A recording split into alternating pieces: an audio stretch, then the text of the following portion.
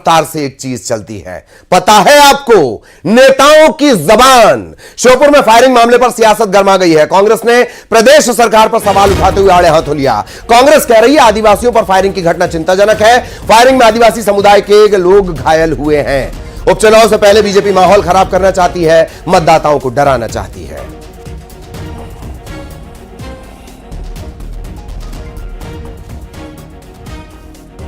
कांग्रेस ने प्रदेश सरकार पर सवाल उठाए हैं। फायरिंग में आदिवासी समुदाय में डर का माहौल बनाने की कोशिश है। इसीलिए मैंने कहा गोली से भी ज्यादा तेज रफ्तार होती है नेताओं की बोली की, उनके बयान की। कांग्रेस बीजेपी अब इसे लेकर वार पलटवार में बिजी हो गए हैं। आदिवासियों पर फायरिंग चिंताजनक है, जाहिरा तौर पर चिंताजनक है। सारी मशीनरी से पूछा जाना चाहिए कैसे चल गई गोली। आदर्श आचार संहिता, वन नेशन वन इलेक्शन का ड्रीम देखता हुआ मुल्क, एक बाई इलेक्शन में गोलियां चल रही हैं।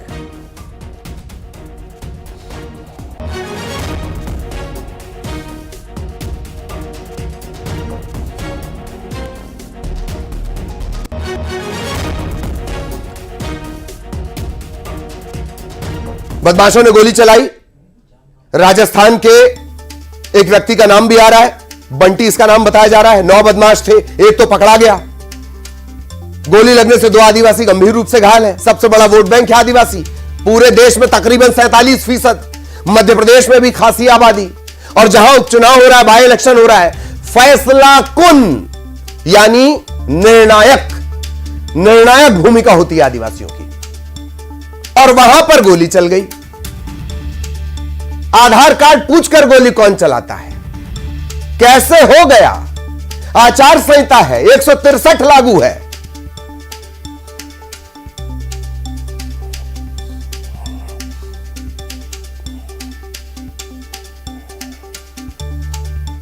और उपचुनाव से पहले जबरदस्त सियासत है। आदिवासियों का वोट साधने के लिए हर कोई जद्दोजहद कर रहा है। कांग्रेस और बीजेपी में वार पलटवार के सिलसिले शुरू हो गए हैं। दोनों एक दूसरे पर निशाना साध रहे हैं। एक तरफ जहां कांग्रेस के प्रदेश अध्यक्ष जीतू पटवारी बीजेपी पर हमला कर रहे हैं कि आदिवासी वोट न डाल सके, इसीलिए विजयपुर में अराजकता है, और बीजेपी के प्रदेश अध्यक्ष वीडी शर्मा कह रहे हैं कि चुनाव से पहले कांग्रेस इस तरह के षड्यंत्र रचती है।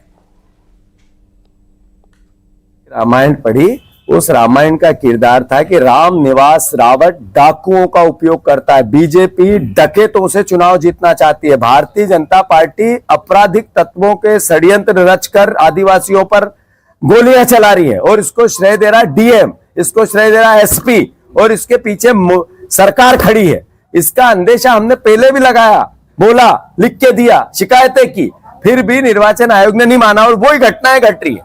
ये कांग्रेस का प्लानिंग के तहत दिग्विजय सिंह या फिर कांग्रेस के जो नेता हैं, केवल आरोप और झूठ और छल की राजनीति करना। लेकिन आज मैं कहना चाहता हूं, विजयपुर के अंदर शहरिया समाज, आदिवासी भाई और बहन, उन्हें प्रभावित करने का षड्यंत्र रच रही है कांग्रेस। अपनी योजना से किसी को बुला करके आक्रमण करना और फिर उसको इस रूप में लाना, ये कांग्रेस का कुचक्र और कांग्रेस का इस प्रकार की प्लानिंग न कभी सफल होगी, न कभी सफल हुई है। सारा किस्सा इन 3 खिड़कियों का है, जिसे कंप्यूटर की जबान में विंडो कहा जाता है। देख लीजिए गोलीकांड पर सियासत।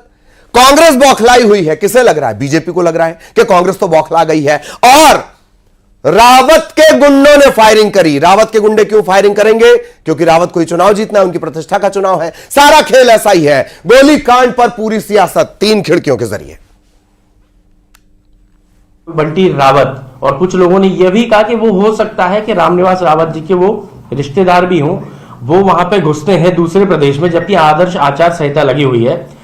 अपने तमाम गुंडे साथियों के साथ आतंक फैलाते हैं। करीब 30 लोग जिला अस्पताल में भर्ती हैं इस समय, जिसमें कई लोग महिलाएं भी हैं, कई पुरुष भी हैं, और 99 नहीं 100% लोग आदिवासी समाज से हैं।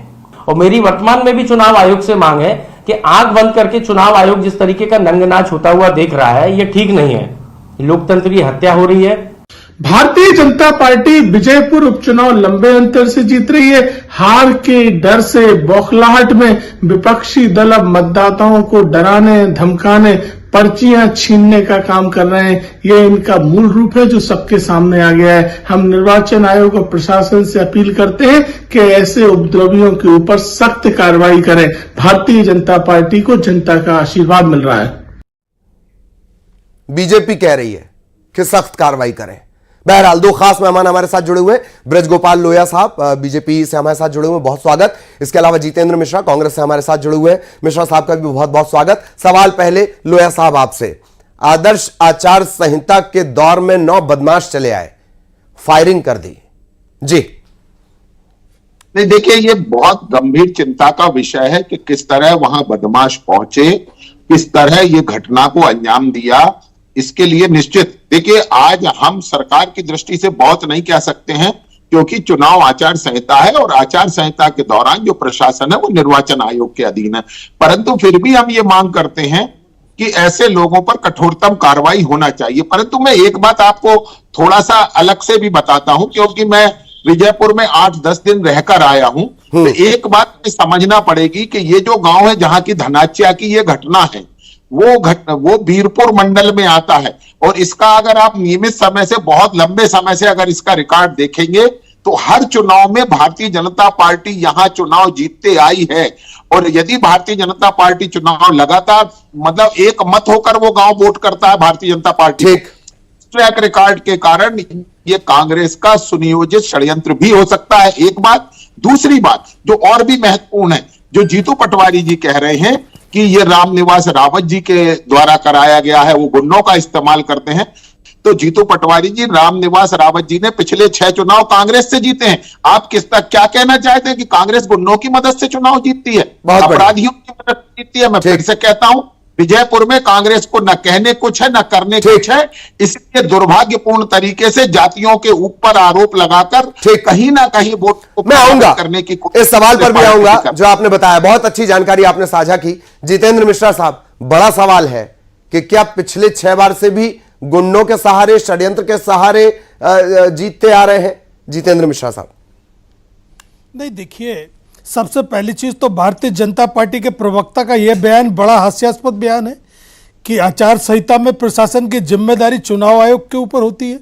ये इस जिम्मेदारी से बचने के लिए कोई उपाय नहीं हो सकता है। आपको स्वीकार करना पड़ेगा कहीं ना कहीं लॉ एंड ऑर्डर में चूक हुई है और या फिर आपके द्वारा संरक्षित व्यक्ति द्वारा ये काम किया गया है। मैं ये कह रहा हूं कि भारतीय जनता पार्टी इन दोनों चुनावों में अपनी पराजय देख रही है। आप ये बताइए, मैं सवाल करता हूं कि किस तरीके से रामनिवास रावत के डिप्टी सेक्रेटरी फॉरेस्ट को चुनाव के 4 दिन पहले कलेक्टर बना करके उनके जिले में भेजा जा सकता है? आपकी नीयत साफ है तो इसका परिचय आना चाहिए, लेकिन आपकी नीयत साफ नहीं है और भारतीय जनता पार्टी को वहां का वोटर वोट नहीं देता है, इसलिए आपने उसको प्रशासन के माध्यम से कहीं ना कहीं दबाव डालने के लिए डिप्टी सेक्रेटरी को कलेक्टर बना के भेजा। ये कौन सी आचार संहिता है? ये सवाल खड़े हो रहे, इसका जवाब देना पड़ेगा। पर वो तो कह रहे हैं कि धनाच्या, वो कह रहे हैं कि ये जो मंडल है और ये जो धनाच्या है, यहाँ का वोट तो लंबे अरसे से उनको मिल रहा है, यही तो कह रहे हैं लोहिया साहब। अभी लौटे हैं वो। मैं आपको बता रहा हूं, भारतीय जनता पार्टी एक भी चुनाव जीतने की वहां पर कहीं कोई इतिहास नहीं है, लगातार चुनाव हार रही है। आज ये खाली विजयपुर की बात नहीं है ललित जी, ये बुधनी में भी सेम की सेम इसी तरह की बात हो रही। दिनेश सिंह कौन है जो 17 सालों से जमे हुए वोटों को प्रभावित करने का काम कर रहे हैं? आप ये देखिए, ये ढोडर थाने की घटना है, बंटी रावत कौन है, इस पर भी तो विचार होना चाहिए। कहां से आया बंटी रावत? ये डकैत का इस चुनाव में इस्तेमाल करने की इजाजत किसने दी और हिम्मत किसने की? लोहिया साहब ने पॉइंट तैयार कर लिया भाई, लोहिया साहब का पॉइंट तैयार हो गया। लोहिया साहब प्लीज। नहीं, देखिए मैं कोई नया पॉइंट पर बात नहीं करना चाहता, मैं बड़ी सीधी सीधी बात करना चाहता हूं। ये अभी कह रहे थे वह भारतीय जनता पार्टी का कोई जनाधार नहीं है। सीताराम आदिवासी जी को वहां विधायक बनाने का काम हमने किया है और ये आप कभी नहीं कर पाए। एक सामान्य सीट से लगातार आदिवासी उम्मीदवार देने की क्षमता भारतीय जनता पार्टी की। कांग्रेस वहां पर लगातार जीती है लोहिया जी, 7 बार है वो आपसे जवाब पूछ रही है वो महिलाएं कि उनके पोषण के लिए भारतीय जनता पार्टी की सरकार जो 1,000 रुपए प्रतिमाह दिया करती थी वो आपकी कमलनाथ जी की 15 महीने की सरकार ने बंद कर दिया। वहां सवाल इस हिंसा पर होना चाहिए। इस तरीके से चुनाव को लूटने का प्रयास होगा आपकी तरफ से, गोली के माध्यम से चुनाव जीतेंगे क्या आप? अरे ये लोकतंत्र की हत्या कर दी आपने, बीजेपुर में भी और बुधनी के अंदर भी। बुधनी में भी यही हो रहा है। आपके बीएलओ जाके आया हूं पर्ची नहीं बांट रहे हैं, आदिवासियों के बीच में पर्ची नहीं दी जा रही है। उनको डराने का काम बुधनी में हो रहा है, उनको डराने का काम बीजेपुर में हो रहा है। गोया जी सरकार के लिए शर्म का विषय है।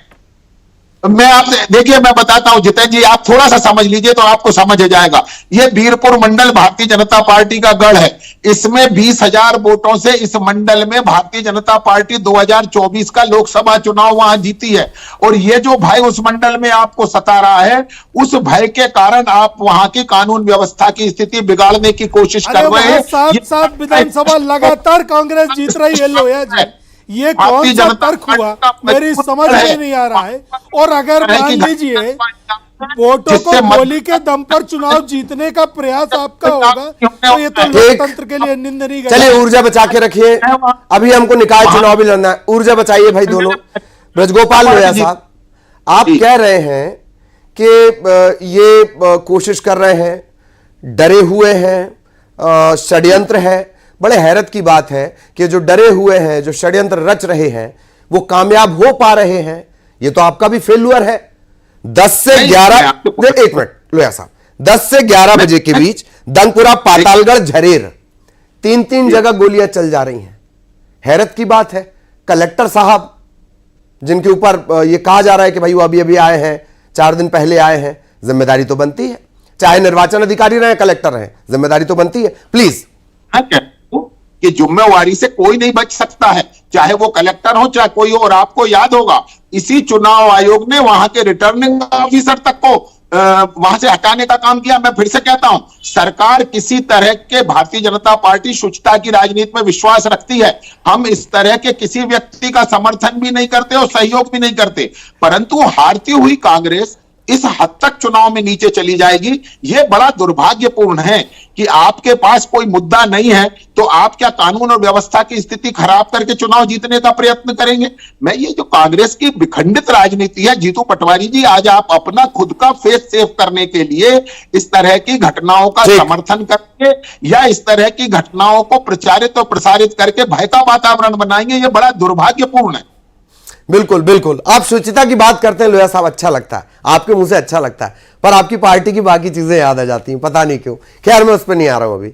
जितेंद्र मिश्रा साहब जवाब दीजिए। जीतू पटवारी अपने आप को बचाने के लिए तमाम ये हथकंडे रच रहे हैं। कटारे साहब का भी बयान आया, उन्होंने भी कहा है कि भैया इतनी गोलियां चल गई। जी प्लीज जितेंद्र जी। ललित जी, किसी को बचाने का काम अगर कोई करे तो सरकार का क्या दायित्व है कि दूध का दूध, पानी का पानी सामने रख दे। हम सीधा आरोप लगा रहे हैं बंटी रावत जो एक डकैत है, जो गुंडा बदमाश है, जिसके ऊपर सैकड़ों मुकदमे दर्ज हैं, उसने इस काम को अंजाम दिया है। आज इस तरीके से वोट लेंगे आप? बुधनी की घटनाएं सुनिए आप। हम और आप ललित जी इस बात का प्रचार करते हैं कि मतदान ज्यादा से ज्यादा होना चाहिए, प्रत्येक व्यक्ति को इसमें भागीदारी करना चाहिए। लेकिन आज सरकार के लोग बीएलओ आदिवासियों में जाकर के पर्ची नहीं देने का काम कर रहे हैं। ये कौन सा न्याय है और ये कौन सा चुनाव होने जा रहा है? और बीजेपुर में तो आज आपने देखा लोकतंत्र को कलंकित कर दिया भारतीय जनता पार्टी ने।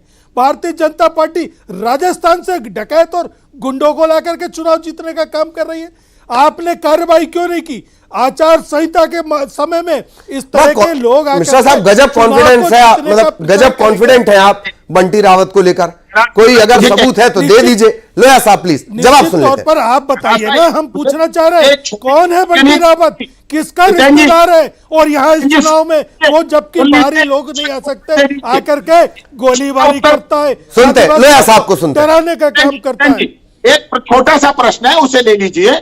मैं ये पूछ रहा हूं आपसे कि वहां जो सुरक्षा बल है उन्हें नाम की जानकारी नहीं है, जो वहां चुनाव आयोग है उन्हें नाम की जानकारी नहीं है, वहां के निवासियों को जानकारी नहीं है। आपको कैसे जानकारी है कि बंटी रावत ने किया है? यही तो खेल है ललित जी, ललित जी यही हमारा प्रश्न है। यही तो फेलवार है लोया साहब। चिल्ला चिल्ला करके कह रहा है ललित जी, इनसे ये पूछिए सरकार में बैठे और इनको इतने बड़े गोली कांड के अपराधी घटनाओं की जानकारी नहीं है। से काम नहीं चलेगा, समझ में नहीं आता है। सरकार कह रही है कि मजाक हो रहा है और बीडी शर्मा कहते अपराधी पकड़ा गया है, जबकि ये अपराधी है नहीं, अपराधी कोई दूसरा है। तो अपराध के पहले चलिए कैसे पता चलिए चल भाई, मुझे आप दोनों व्यक्ति अपराधी है, ये कांग्रेस को अगर मालूम है तो ये अपने आप में प्रमाणित करता है कि इस घटना के पीछे कांग्रेस का हाथ नहीं, है। लोया साहब, और ना अपराधियों के वो तो ये भी प्रमाणित कर रहा है ना कि अगर कांग्रेस को पता है, पब्लिक डोमेन में ऐसा नाम चल रहा है और आपको नहीं पता है या उस मशीनरी को नहीं पता है जिस पर जिम्मेदारी। ठीक है, मैं आप दोनों को रोक रहा हूं। मैं चाहता हूं आप दोनों ऊर्जा बचाएं, हमें तो बहुत लंबे अरसे तक इसी तरह चर्चाएं करनी है। बहुत धन्यवाद आप दोनों का हमारे साथ जुड़ने के लिए, चर्चा में शामिल होने के लिए। सवाल मैंने शुरुआत में यह कहा था कि गोली की रफ्तार सबसे ज्यादा तेज होती है, उस रफ्तार से ज्यादा तेज नेताओं की बोली होती है।